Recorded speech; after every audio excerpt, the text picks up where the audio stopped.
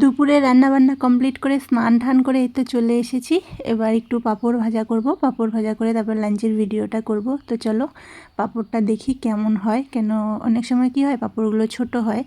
বাহ, খুব সুন্দর হয়েছে আজকে পাঁপড়টা, একদম রুটির মতন ফুলেছে। অনেক সময় কি হয় পাঁপড়গুলো না এত বড় হয় না, এই পাঁপড়টা যত বড় হয় তত খেতে খুব ভালো লাগে। তো এই তো পাঁপড় ভাজা করে নিয়ে চলে এসেছি। এবার দুপুরে কী রান্না করেছিলাম তোমাদেরকে আরেকবার দেখিয়ে দিই। দেখো, আলু মটরের সবজি, তারপরে পটল ভাজা, আলু ভাজা, ডাল, আর এটাতে আছে পাঁপড়, লেবু লঙ্কা, একটু দই আছে, মিষ্টি আছে, আর এই তো গরম গরম ভাত আছে। ভাতটা একদমই গরম, ধরতে পারছিলাম না, কি সুন্দর ধোয়া উঠেছে। আর কলা পাতা কেটে নিয়েছি, তো আজকের লাঞ্চটা কলা পাতাতেই সাজাবো। তো চলো, আমাকে একাই লাঞ্চের থালাটা সাজাতে হবে। তো সবাইকে শুভ দুপুর। লাঞ্চের ভিডিওগুলো দেখো, আর ভিডিওগুলো কেমন লাগছে সকলেই জানিও।